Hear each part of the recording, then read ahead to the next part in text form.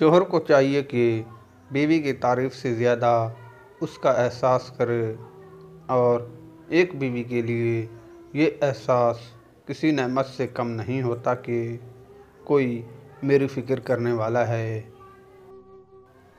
बीवी मोम की तरह नरम फितरत वाली होती है, जिस सांचे में ढालना चाहोगे ढल जाएगी, बशर्तिया शौहर नरमी का बर्ताव करे।